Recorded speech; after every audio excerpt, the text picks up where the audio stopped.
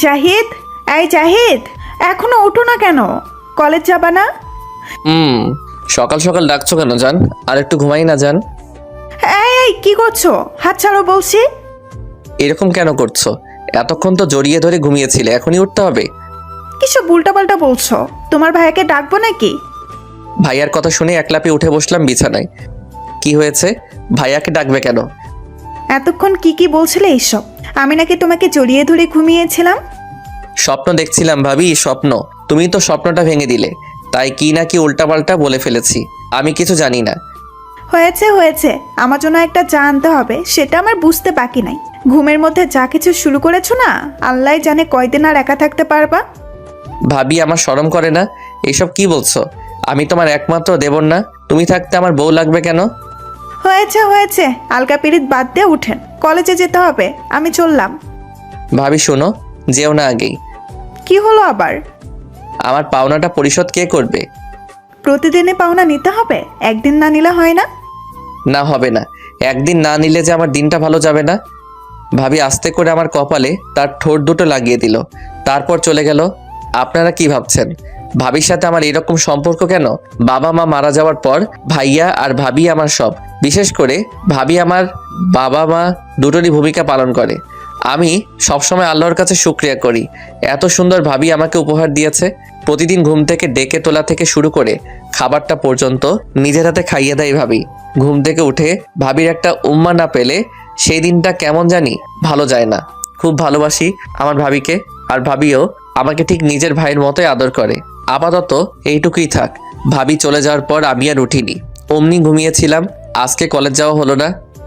জাহিদ, আজকে কলেজে যাবে না তাহলে? সারা রাত মোবাইল টিপছো, সেই জন্যই তো। দাঁড়াও, তোমার ভাইয়াকে আজকেই মোবাইল নিতে বলবো। না ভাবি, প্লিজ আরেকটু ঘুমাই। জাহিদ, লক্ষ্মী ভাই আমার, সোনা ভাই আমার, উঠো। তোমার ভাইয়া যদি জানতে পারে কলেজে যাওনি, তাহলে আজকে পিটুনি আছে কপালে। তুমি থাকতে ভাইয়া আমাকে কিছু বলতে পারবে না। আমি কিন্তু এখনো খাইনি, তোমার ভাইয়া কখন চলে গিয়েছে। কি বলো, এখনো খাওনি? আমি এখনই উঠছি ভাবি, তুমি খাবার রেডি করো। খাওয়া দাওয়া শেষ করে দুপুরে সোফায় ভাবির কোলে মাথা রেখে টিভি দেখছিলাম। ভাবি, বলো। ভাইয়াকে বলে চলো তো কোথাও ভ্রমণ করে আসি। তোমার ভাইয়া যে ব্যস্ত লোক, মনে হয় না রাজি হবে। তবুও একবার বলে দেখো। সারাদিন এইভাবে বসে থাকতে ভালো লাগে না আর। বিকেলবেলা আমি বাসা থেকে বের হয়ে বন্ধুদের সাথে আড্ডা দিচ্ছিলাম। আজকে অনেকটাই সুযোগ পেয়েছি। সারাক্ষণ শুধু পড়া পড়া আর পড়া। এই পড়ালেখা এখন ভালো লাগে না। সেই ছোট থেকেই ভালো রেজাল্ট করে আসছি, কি হলো এখনো কোনো সুবিধা পেলাম না। আর পড়ালেখার চাপে জীবনে একটা প্রেমও করতে পারলাম না। আমার বন্ধুরা সারাক্ষণ জিএফের সাথে মেসেজ, ফোন আলাপ ইত্যাদি আছেই। আমি শুধু গেমস আর গেমস। রাতে বাসায় ফিরে দেখি ভাইয়া খাবার টেবিলে খেতে বসেছে। আমিও দৌড়ে গিয়ে খেতে বসলাম। তোর পড়ালেখা কেমন চলছে? কলেজে যাস তো ঠিক মতো? ভালো ভাইয়া, হ্যাঁ কলেজে যাই তো। কলেজে না গেলে ভাবি খাবার দেয় না আমাকে। ঠিকই আছে। শোন, একটা কথা বলতে চেয়েছিলাম।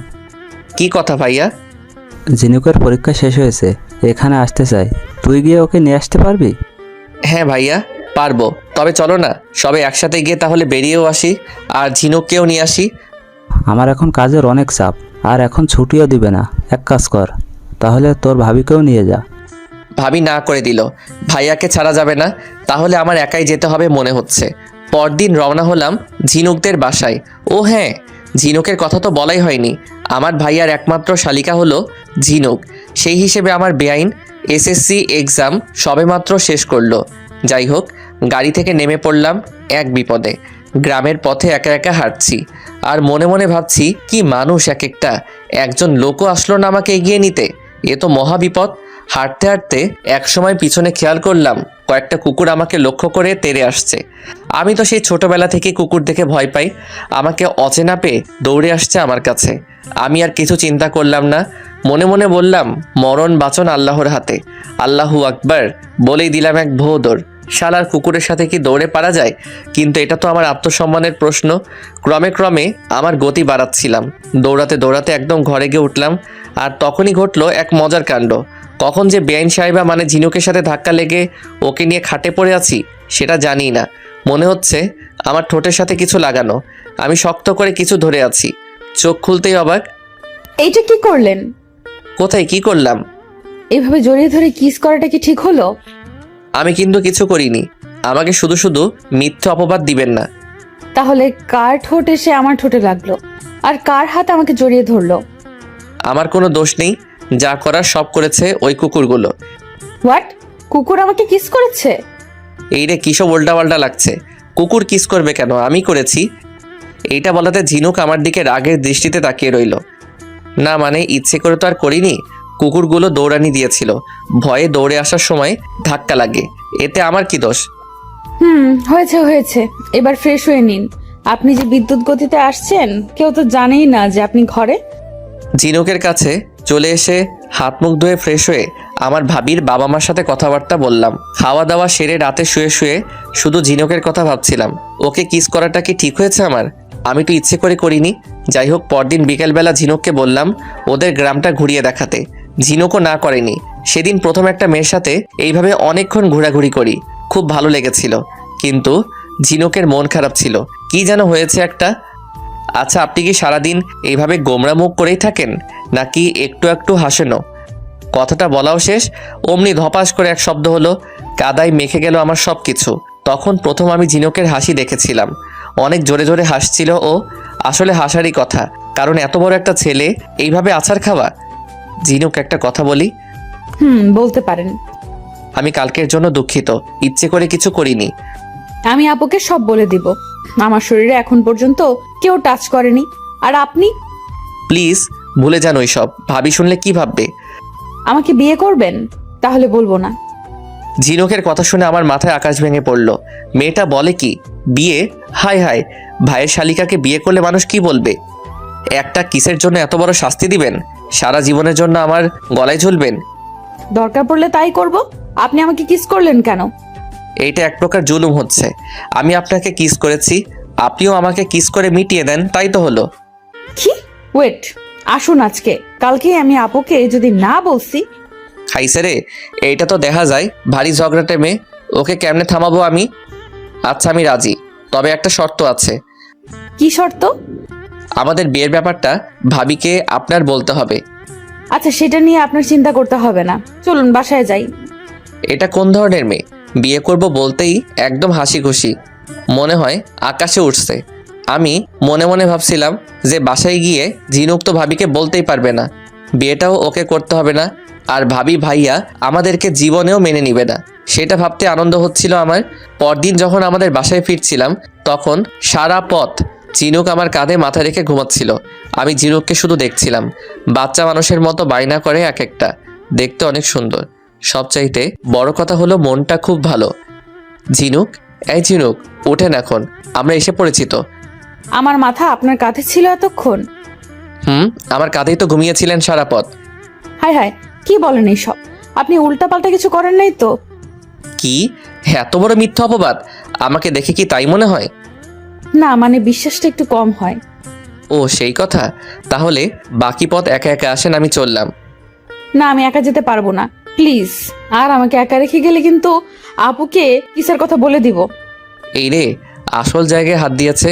শুধু একটাই ভয়, আমার ভাবি যদি জানতে পারে তাহলে তো কি যে মনে করবে আল্লাহ জানে। রাগের কণ্ঠে বললাম, চলুন। চলুন বলতে না বলতে ঝিনুক এসে আমার হাত ধরলো। এমনিতেই রাগ উঠেছিল, তার মধ্যে হাত ধরেছে। হাতটা মারলাম এক আছাড়। মেয়েটা তখনই এক কাণ্ড বাঁধিয়ে দিল। ঝিনুকের হাত ছেড়ে দেওয়ার পর ঝিনুক তো রেগে ভূত। আমারও রাগ উঠেছে ইচ্ছে মতো। কি করব ভাবতে পারছি না। মেয়েটা ওইখানেই দাঁড়িয়ে রইল। কি ব্যাপার, আপনি যাবেন না? আপনি আমার হাত ছাড়লেন কেন? আমি যাব না এখন। ঝিনুক, লোকজন কি বলবে, চলুন তো। বলেই আবার হাত ধরলাম। সত্যি খুব ভালো লাগছিল। মেয়েটার উপর যেমন রাগ উঠেছিল তেমনি ভালোও লাগছিল ওর বায়নাগুলো। ঝিনুক আমার হাত শক্ত করে ধরে আছে, মনে হচ্ছে আমি ওর স্পেশাল কেউ একজন। মেয়েটার প্রতি কি অদ্ভুত এক মায়া কাজ করে। রিকশায় পাশাপাশি বসে দুইজনে যাচ্ছিলাম। সাবধান, দূরত্ব বজায় রাখুন। আমি কিন্তু আপনার জামাই নই যে গা ঘেঁষে বসবেন। আজ হোক কাল হোক বিয়ে তো করবেনই আমাকে, তাহলে বসলে অসুবিধা কোথায়? আপনার আশাটা পূরণ হবে না কোনোদিন। কি বললেন আপনি? এই রিক্সা থামেন। কি ব্যাপার, নামলেন কেন? চলুন, কাজে অফিসে যাব এখনই। মানে মাথা ঠিক আছে আপনার? হ্যাঁ, আমি একদম সুস্থ ঠান্ডা মাথায় বলছি। আসুন, আজকেই বিয়ে করতে হবে আমায়। ঝিনুক, বিয়ে কোনো ছেলে খেলা নয়, এটা সারা জীবনের জন্য। আর আমি আপনাকে তেমন ভালো জানি না, আপনিও জানেন না, তো কিভাবে সম্ভব? বিয়ের পর সব জানবো। এখন আসবেন নাকি আমি চিৎকার করে লোকজন ডাকবো? হাহাহা, লোকজনকে কি বলবেন আপনি? বলবো যে আমাকে জোর করে তুলে এনেছে। এই রে কাম সারছে। যদি সত্যি সত্যি এইটা করে ফেলে তাহলে তো আজকে আমি এখানেই শেষ। মানুষের গণপিটনি। আমাকে 2 মিনিট ভাবতে দেন প্লিজ। আমি কি করব ভাবছিলাম, কাউকে না জানিয়ে বিয়ে? এইটা কেমনে কি? আর বিয়ে তো জীবনে একবারই। যাই হোক, ঝিনুক মেয়েটা খারাপ না, আমার চেনা জানাই তো। সারা জীবন না হয় ওর সাথে কাটাবো। কি ভাবা হয়েছে নাকি আরো ভাববেন? হইছে বাবা, চলুন কাজী অফিসে। অতঃপর দুইজনে মিলে কাজী অফিসে গিয়ে ওইখানে 2-1জনকে সাক্ষী রেখে আমরা বিয়ে করে ফেলি। শুধু ভয় করছিল ভাবি ভাইয়া জানলে আমাদেরকে মেরেই ফেলবে। ঝিনুক, হুম ঝিনুক, হুম ঝিনুক। এই কি হয়েছে আপনার? এত ডাকাডাকি কেন? যদি ভাইয়া আর ভাবি জানতে পারে? আমি বলবো আপনি আমাকে জোর করে বিয়ে করেছেন, ব্যাস। হাই হাই, আমি তাহলে মরেই যাব। এক কাজ করি, আসুন দূরে কোথাও চলে যাই। জি না, আসুন বাসায় যেতে হবে। আজকে আমাদের বাসর রাত। আর আমরা কোথায় যাব এখন? একটু পরে তো সন্ধ্যা হয়ে যাবে। প্লিজ, তুমি বিয়ের ব্যাপারটা কাউকে জানাবে না, হ্যাঁ? ওকে। আর আপনি আমাকে এখন তুমি করে বা তুই করে বলতে পারেন, আপনারই তো বউ। এইটা এক প্রকার ব্ল্যাকমেইল করলে তুমি। আপনাকে ভালোবাসি যে, আপনাকে পাওয়ার জন্য সব করতে পারবো। চলুন বাসায় যাই। চলো। দুইজনে মিলে বাসায় আসলাম। ঝিনুককে যেহেতু না করেছিলাম বিয়ের কথা বলতে, ও তাই করেছে। আমরা স্বাভাবিকভাবেই বাসায় যাই। বাসায় গিয়েই ভাবিকে ডাকি। ভাবি, ভাবি কই তুমি? এই তো ভাই আমার, এসে পড়ছো তোমরা? আর বলো না ভাবি, তোমার বোন এইটা যে কি পরিমাণ জেদি আর বদমেজাজি, আমি তা হাড়ে হাড়ে টের পেয়েছি। ঝিনুক আগে থেকেই একটু জেদি। যাও তুমি ফ্রেশ হয়ে আসো, আর ঝিনুক আমার সাথে আয়। ওয়েট ওয়েট, আমার পাওনাটা কে দিবে ভাবি? ভাবি আমার কপালে চুমু দিল, আর আমি আমার রুমে চলে গেলাম। এখন মেয়েটা না বললেই হলো। যদি বলে দেয় ভাবিকে যে আমরা বিয়ে করেছি, তাহলে হয়তো আমার আর রক্ষা নাই এইবার। বিকেলবেলায় শুয়ে শুয়ে মোবাইল টিপছিলাম, একটু একটু ঘুম পাচ্ছিল আমার। কখন যে ঘুমিয়ে পড়ি জানি না। স্বপ্নের ভিতর দেখছিলাম ঝিনুক আমার বুকে শুয়ে আছে আর আমি ওর কপালে চুমু খাচ্ছি। শক্ত করে ধরে আছি ঝিনুককে। হঠাৎ ঘুমটা ভেঙে গেল। সত্যি সত্যি ঝিনুক আমার বুকে। লাফ দিয়ে উঠে বসলাম।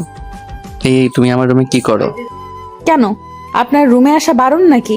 আপনি তো আমার স্বামী হন এখন। তা না হয় মানলাম, তুমি আমার বুকে শুয়ে জড়িয়ে ধরলে কেন?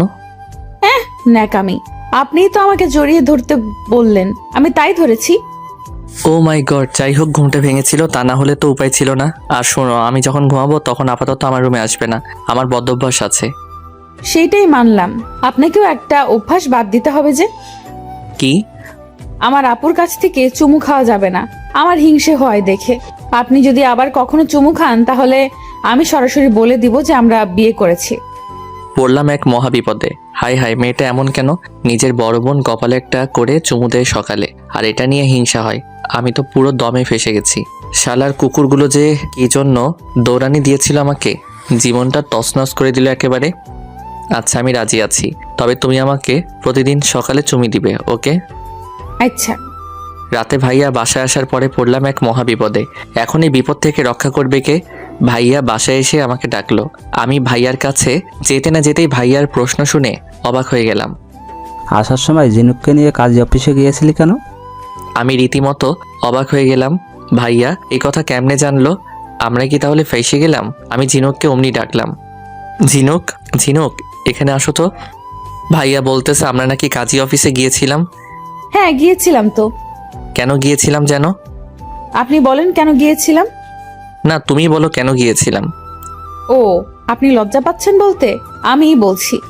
ঝিনুক ভাইয়াকে লক্ষ্য করে বলল, দুলা ভাই, আমার এক বন্ধু পালিয়ে এসে সেখানে বিয়ে করলো, তো তাই আমরা সাক্ষী হিসেবে গিয়েছিলাম। ঠিক বলছি না জাহিদ? হ্যাঁ তুমি ঠিকই বলেছ ভাইয়া, ঝিনুক যেটা বলল সেই কারণেই গিয়েছিলাম। ও তাই বলো। আচ্ছা, তোমাদের আসতে কোনো অসুবিধা হয়নি তো? না ভাইয়া, কোনো অসুবিধে হয়নি। অতঃপর ভাইয়ার সামনে থেকে চলে আসি, আর একটু হলেই তো ফেসে যেতাম। ঝিনুকটা আমাকে বড় জোর বাঁচালো। যদি বলে দিত, হাই হাই, উপায় ছিল না আজকে। ঝিনুককে একটা ধন্যবাদ তো দেওয়াই লাগে। তোমাকে অনেক ধন্যবাদ আমাকে বাঁচানোর জন্য, না হলে আজকে উপায় ছিল না। ধন্যবাদ নিব না আমি। তাহলে কি নিবে? আমাকে একটা পাপ্পা দিতে হবে। আমি ঝিনুককে জড়িয়ে ধরি। জড়িয়ে নিয়ে আমার জোড়া ঠোঁট দিয়ে ওর কপালে একটা ভালোবাসার চিহ্ন এঁকে দেই। ধীরে ধীরে আমি ঝিনুককে আমি সত্যিই ভালোবেসে ফেলি। এখন এই বিয়েটা আমার কাছে অত্যন্ত গুরুত্বপূর্ণ। কিছুদিন পর ঝিনুক ওর বাড়িতে চলে যায়। আমরা মোবাইলে কথাবার্তা বলতাম। হঠাৎ একদিন সকালে ভাবির কথা শুনে আমি বাকশক্তি হারিয়ে ফেললাম। জাহিদ, আজকে আমাদের বাড়িতে যেতে হবে। কেন ভাবি? ঝিনুকের আজকে এঙ্গেজমেন্ট, তোমার ভাইয়াও যাবে, রেডি হও তুমি। ভাবির কথা শুনে মাথায় বাজ ভেঙে পড়ার মতো অবস্থা আমার। আমি আর ঝিনুক একে অপরকে জীবনে চাইতেও বেশি ভালোবাসি। আমি ঝিনুককে ছাড়া অন্য কিছু কল্পনাও করতে পারি না। তাছাড়া আমরা বিয়েও করেছি, আর এখন ঝিনুককে অন্য কারোর সাথে বিয়ে দিবে? এটা কেমন সম্ভব? ভাবতে ভাবতে ভাইয়া এসে আমার সামনে হাজির। কি রে, এখনো বসে আছিস যে? রেডি হচ্ছিস না কেন? ভাইয়া তোমরা যাও, আমি যাব না। কেন, মন খারাপ? না ভাইয়া, এমনি। আমি যেতে বলেছি, যেতে হবে। আর ওইখানে গেলে মন ভালো হয়ে যাবে এমনিতেই। ভাইয়ার কথা আর ফেলতে পারলাম না। ভাইয়া ভাবিকে সাথে নিয়ে রওনা হলাম। ভাবি আর ভাইয়ার মন অনেক খুশি। তাদের মুখে হাসি দেখে আমারও খুব ভালো লাগছিল। কিন্তু যখনই ঝিনুকের কথা মনে হয় তখনই খারাপ লাগে। আমি এখন কি করব? ঝিনুককে ভালোবাসি কথাটা ভাবিকেই বলতে সাহস পাইনি, আবার ভাইয়াকে কেমনে বলবো? ভাবতে ভাবতে চোখ দিয়ে টপ টপ করে পানি পড়ছিল। ভাইয়া ভাবির আড়ালে চোখের পানি মুছলাম। যখন ওই বাড়িতে গিয়ে পৌঁছালাম, ঝিনুক দৌড়ে এলো আমার কাছে, আমাকে আড়ালে নিয়ে গেল টেনে। আমার কোনো দোষ নেই জাহিদ, বিশ্বাস করো, আমাকে কেউ বলেনি যে আজকে আমাকে আংটি পরাতে আসবে। সকালে বাবা আমাকে কথাটা জানায়। তোমাকে অনেকবার ফোন দিয়েছিলাম আমি, তুমি কেটে দিছো। আমার পাশে ভাইয়া আর ভাবি ছিল। তখন ফোন ধরা আমার পক্ষে অসম্ভব ছিল। এখন তাহলে কিছু একটা করো তুমি, আমি তোমাকে ছাড়া বাঁচবো না জাহিদ, প্লিজ কিছু একটা করো। আমি এখন কি করব বলো? আমি যে নিরুপায়। ভাইয়াকে আর ভাবিকে কথাটা বলার মতো সাহস আমার নেই। আমি এখন নির্বাক দর্শক ছাড়া আর কিছুই নই। কেন, অনেক কিছু করতে পারবো আমরা। চলো আমরা পালিয়ে যাই আজকেই, অনেক দূরে চলে যাব, যেখানে আমাদের কেউ খুঁজে পাবে না। ঝিনুক, আমি এই কাজ কোনোদিনই করতে পারবো না। ভাইয়া ভাবি, তোমার বাবা মা সবার মুখে চুনকালি আমি মাখতে পারবো না। প্লিজ, পারলে আমাকে ক্ষমা করে দিও। ঝিনুক মুখ চেপে কাঁদছে। আমি চলে আসলাম ওর কাছ থেকে। চোখের পানি হয়তো আমার অনেক বেশি, তাই তো এত বেশি পড়ছে। বৃষ্টির মতো চোখের পানি ঝরছে। মনে হচ্ছে অনেকটা চিৎকার করে কাঁদি আমি, কিন্তু পারছি না। আমাকে বাস্তবতা মেনে নিতে হবে। আমার হাতে এখন কিছুই নেই। আকাশের দিকে তাকিয়ে ভাবছিলাম ঝিনুকের সেই কাণ্ড কারখানাগুলো কত মজা আর দুষ্টুমি করত। ওর বায়না ধরা জেদ করা খুব ভালো লাগতো আমার। আজকে ঝিনুককে অন্য কেউ আংটি পরিয়ে যাবে, হয়তো দুদিন পরেই কারো বউ হয়ে যাবে। এগুলো যত ভাবছিলাম তত কান্না বেড়ে যাচ্ছিল আমার। রাস্তার একপাশে ঘাসের উপর বসে সেই কথাগুলো ভাবছিলাম আর কান্না করছিলাম। ভাবতে ভাবতে হঠাৎ করে ভাইয়ার ফোন। আমি চোখ মুছে ফোনটা ধরলাম। হ্যালো ভাইয়া। হ্যাঁ জাহিদ, কই তুই এখনো? আমি এই তো বাড়ি থেকে একটু দূরে আসছি। কেন? তাড়াতাড়ি এখানে আয়, সবাই তোর জন্য ওয়েট করতেছে। হ্যাঁ ভাইয়া, আসছি। আমি হাঁটতে হাঁটতে যাচ্ছি। কি কপাল আমার, আমার সামনে আজকে আমারই ভালোবাসার মানুষের হাতে অন্য কেউ আংটি পরাবে। ঝিনুক তো আমার বিবাহিতা স্ত্রীও, কিন্তু এই কথাটাই তো বলতে পারছি না। সকল আশা ভরসা ছেড়ে দিয়েই আমি সবার সামনে হাজির হলাম। অতঃপর যা দেখলাম তা দেখার জন্য আমি মোটেও প্রস্তুত ছিলাম না। যখন আমি সবার সামনে প্রবেশ করলাম, সবাই আমাকে দেখে হাসছিল। আমি কিছু না বলে চুপ করে একপাশে গিয়ে বসলাম। আমার সামনে ঝিনুক বসে আছে। জাহিদ, এই আন্টিটা ঝিনুককে পরিয়ে দাও। ভাবির কথা শুনে আমি বাস্তবে ফিরলাম। কিছু বললে ভাবি? বললাম যে এই আন্টিটা ঝিনুকের হাতে পরিয়ে দাও। কেন? আমি কেন আংটি পরাবো? বরপক্ষরা কই? আমরাই তো বরপক্ষ, তোমার ভাইয়া আর আমি বরপক্ষ। তাহলে বর কোথায়? তুমিই তো বর। এইসব কি বলছো ভাবি? আমি বর মানে? এত কথা বলছিস কেন? আংটি পরাতে বলেছে, আংটি পরা তুই। ভাইয়ার কথা শুনে আমার আর কিছু বুঝতে বাকি রইল না। ঝিনুকি আমার বউ হতে যাচ্ছে। লাফিয়ে উঠে ঝিনুককে আংটি পরালাম। আমার তো খুশিতে আত্মহারা হয়ে যাওয়ার অবস্থা। আংটি পরিয়ে ঝিনুকের বাবা মা আর ভাইয়া ভাবিকে সালাম করলাম। বিকেলবেলা ঝিনুকের সাথে গল্প করছি। আমাকে ছাড়া তুমি থাকতে পারবে ঝিনুক? যদি অন্য কেউ আজকে আমার হাতে আংটি পরাতো তাহলে রাতের বেলা ফাঁসি দিতাম। এইসব কথা কখনো মুখে আনবে না। ভাইয়ার ভাবি অনেক ভালো, আজকে আমরা একত্র হয়েছি তাদেরই জন্য। যদি আমরা পালিয়ে যেতাম তাহলে কি এই সর্বনাশটাই না হতো? আমি সত্যি কল্পনাও করতে পারিনি যে আমাদেরকে এইভাবে সারপ্রাইজ দিবে। ঝিনুককে জড়িয়ে ধরলাম, তখনই ভাবির উপস্থিতি টের পেলাম। আই, এইগুলো কিন্তু এখনই ঠিক না। আমাকে ফাঁকি দিয়ে এখানে এসে আড্ডা মারা হচ্ছে আপনাদের, তাই না? ভাবি, কি যে বলো না তুমি। আমরা তো আলাপ আলোচনা করছিলাম বিয়ের পর কি করব সেটা নিয়ে। সেটা পরেও করা যাবে ভাই আমার। এই ঝিনুক, আয় তুই আমার সাথে। আর একটু থাকুক না ভাবি, অমন করছো কেন? ঝিনুক তো আমার বউই, ওর সাথে কথা বলা কি বারণ আমার? পাঁচিল হাড্ডি তুমি। থাকো তোমরা, আমি সিসি ক্যামেরার ব্যবস্থা করি, তোমাদের রুমে লাগাতে হবে। বলেই ভাবি চলে গেল। আমি আর ঝিনুক দুজনের দিকে তাকিয়ে হাসছি। এর 2 দিন পর ঝিনুককে বিয়ে করে তুলে নিয়ে এসে পড়ি। আজকে আমার বাসর রাত। ভাইয়া ভাবি আমি আর ঝিনুক 4 জন সোফায় বসে আছি। সবার মুখে হাসি। আমি ভাবিকে বললাম, ভাবি আমি আর ঝিনুক আগে থেকে একে অপরকে ভালোবাসি। ভাবি আর ভাইয়া মুচকি মুচকি হাসতেছে। আমি আর ঝিনুক হাঁ করে তাকিয়ে রইলাম তাদের দিকে। হঠাৎ ভাবি বলে উঠল, আরে বোকা, আমি আর তোমার ভাইয়া সেটা আগে থেকেই জানতে পারি। কি? তোমরা কেমনে জানলে আগে থেকে? একদিন তোমার মোবাইলের SMS পড়েই বুঝতে পারছিলাম যে ঝিনুকের সাথে তোমার রিলেশন আছে। সেটা তোমার ভাইকে বলে দেই, আর তুমি আমাদের বাড়িতে যাওয়ার সময় কাঁদছিলে, সেটাও আমরা লক্ষ্য করেছি। এত কিছু জানা সত্ত্বেও আমাকে বকলে না কেন একটুও? বাবা মা মারা যাওয়ার পর আমরা 3 জনই সদস্য এই পরিবারের। তুই তো জানিস তোর ভাবি কোনোদিন মা হতে পারবে না। তোকে আমরা সন্তানের মতো মানুষ করেছি, কোনোদিন কিছুর অভাব দেয়নি। তুই কষ্ট পাস এমন কোনো কাজ করিনি আমরা। আমি ভাইয়ার ভাবিকে একত্রে জড়িয়ে ধরে কান্না করে দিলাম। সত্যি অনেক ভালো মানুষ এরা। এরা আমার বাবা মার অভাব বুঝতে দেয়নি কোনোদিন। ভাইয়া আমরাও তো একটা ভুল করে ফেলেছি। কি? আমি আর ঝিনুক আগেই বিয়ে করে ফেলেছি। ভাইয়া আর ভাবি প্রথমে অবাক হলেও পরে হাসাহাসি করছিল। 2 বছর পর আজকে আমার অনেক আনন্দের দিন। আমি বাবা হলাম। আসলে আজকে যার সবচাইতে আনন্দ হওয়ার কথা সেটা হলো আমার ভাবি। অনেক অনেক খুশি আমার ভাবি। মনে হচ্ছে এটা যেন তারই সন্তান। আমারও খুব ভালো লাগছিল। আমি ঝিনুকের পাশে গিয়ে বসলাম। ঝিনুক, ঝিনুক, কি? আমি তোমাকে খুব ভালোবাসি পাগলি। আমিও খুব ভালোবাসি আমার স্বামীটাকে। ঝিনুকের কপালে একটা চুমু দিলাম। এই হলো ভাবির ছোট বোন, আমার বউ হওয়ার কাহিনী। ধন্যবাদ সবাইকে।